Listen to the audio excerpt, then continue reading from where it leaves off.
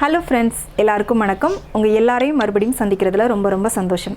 இன்றைக்கி நம்மளோட part 2 plates kitchen சேனலில் என்ன பார்க்க போகிறோம் அப்படின்னு பார்த்தீங்கன்னா, இன்றைக்கி ரொம்ப ரொம்ப சூப்பரான ஒரு சிக்கன் கிரேவி ரெசிபி தான் நம்ம பார்க்க போகிறோம்.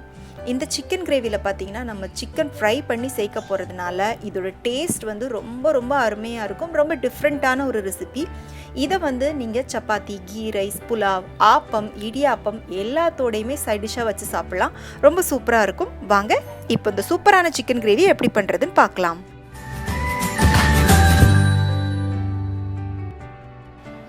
இந்த சிக்கன் கிரேவி பண்ணுறதுக்காக இதில் ஒரு 3/4 கிலோ அளவுக்கு சிக்கனை நல்லா கழுவி க்ளீன் பண்ணி எடுத்து வச்சுருக்கேன். சிக்கன் பீஸ் ரொம்ப சின்னதாக இல்லாமல் ஓரளவு கொஞ்சம் மீடியம் சைஸில் இருக்கிற மாதிரி கட் பண்ணி வாங்கிக்கோங்க. இப்போ இதில் பார்த்தீங்கன்னா 1 டீஸ்பூன் தனி மிளகாய் தூள், 1/2 டீஸ்பூன் கரம் மசாலா தூள், 1/4 டீஸ்பூன் மிளகுத்தூள், 1/4 டீஸ்பூன் மஞ்சள் தூள் எடுத்து வச்சுருக்கேன். இப்போ இதை இந்த சிக்கனில் போட்டுடலாம். கூடவே இந்த சிக்கனுக்கு மட்டும் தேவையான அளவுக்கு கொஞ்சமாக உப்பு சேர்த்துட்டு புளிப்புக்காக ஒரு பாதி லெமன் பிழிஞ்சு விட்டுக்கோங்க. இப்போ இது எல்லாத்தையும் நல்லா மிக்ஸ் பண்ணிக்கோங்க. சிக்கனில் நல்லா மசாலா எல்லாம் கோட் ஆகணும். இந்த மாதிரி நல்லா மிக்ஸ் பண்ணிவிட்டு இதை ஒரு 1/2 மணி நேரத்துக்கு மட்டும் நல்லா ஊற விட்டுருங்க. 1/2 மணி நேரம் நல்லா ஊறினதுக்கப்புறமா இதை நம்ம ஃப்ரை பண்ணிக்கலாம். இப்போ சிக்கனை 1/2 மணி நேரம் நல்லா ஊற விட்டதுக்கப்புறமா அதை நல்லா சூடான எண்ணெயில் போட்டு ஃப்ரை பண்ணி எடுத்துக்கோங்க. இதில் நான் ஒரு 4 டேபிள் ஸ்பூன் அளவுக்கு எண்ணெய் ஊற்றிருக்கேன். இந்த சிக்கன் ஃப்ரை பண்ண எண்ணெயிலே தான் நம்ம திரும்ப கிரேவி ரெடி பண்ண போகிறோம். அதனால் எண்ணெய் கொஞ்சம் பார்த்து அளவாக ஊற்றிக்கோங்க. இப்போ இந்த சிக்கனை நல்லா கிறிஸ்பியாக வர்ற அளவுக்கு ரொம்ப நேரம் போட்டு எண்ணெயில் ஃப்ரை பண்ணக்கூடாது. ஒரு 80% இது ஃப்ரை ஆனால் போதும். இப்போ பாருங்கள், சிக்கன் நல்லா வெந்துருச்சு. இப்போ இதை எடுத்து நம்ம வேறு பிளேட்டுக்கு மாற்றி வச்சுக்கலாம். இப்போ சிக்கன் ஃப்ரை பண்ணது போக மீதி எண்ணெய் இருக்குது. இதில் நான் எக்ஸ்ட்ரா எண்ணெய் சேர்க்கலை. இப்போ இதில் பார்த்தீங்கன்னா ஒரு 1/2 டீஸ்பூன் முழு மிளகு எடுத்து வச்சுருக்கேன். அப்புறமா 1/2 டீஸ்பூன் ஷாகி ஜீரா, 3 கிராம்பு, 3 ஏலக்காய் தட்டி வச்சுருக்கேன். அப்புறமா பார்த்தீங்கன்னா 1 இன்ச் அளவு உள்ள சுருள் பட்டை எடுத்து வச்சுருக்கேன். இதை நம்ம இந்த எண்ணெயில் போட்டுடலாம். கூடவே 1 டேபிள் ஸ்பூன் அளவுக்கு இஞ்சி பூண்டு விழுது சேர்த்துட்டு நல்லா வதக்கி விட்டுக்கலாம். இந்த இஞ்சி பூண்டோட பச்சை வாசனை நல்லா மாறுற வர எண்ணெயில் நல்லா வதக்கி விட்டுக்கோங்க.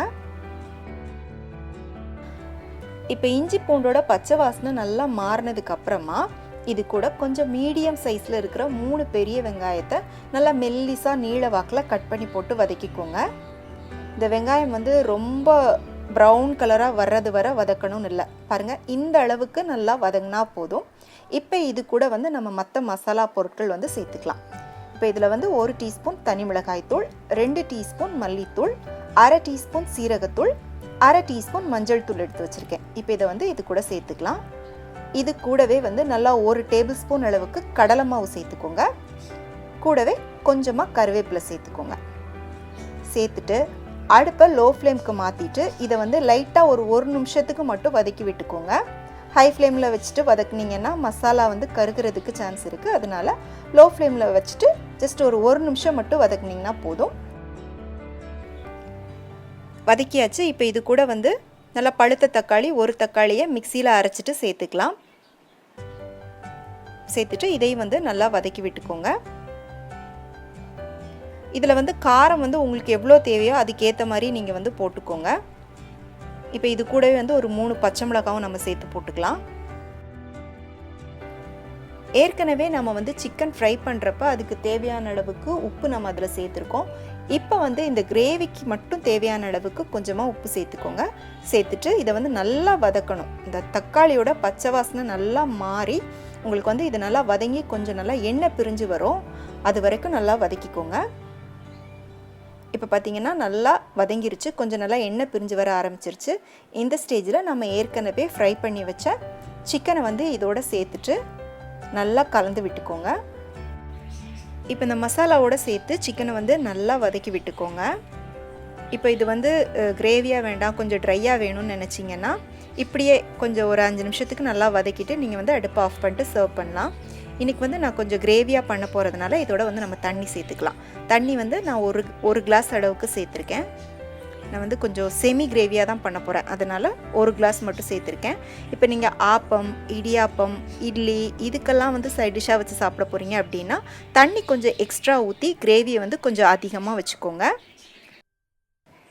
இப்போ தண்ணி ஊற்றி நல்லா கலந்துட்டு இதை வந்து ஒரு மூடி போட்டு மூடிடலாம்.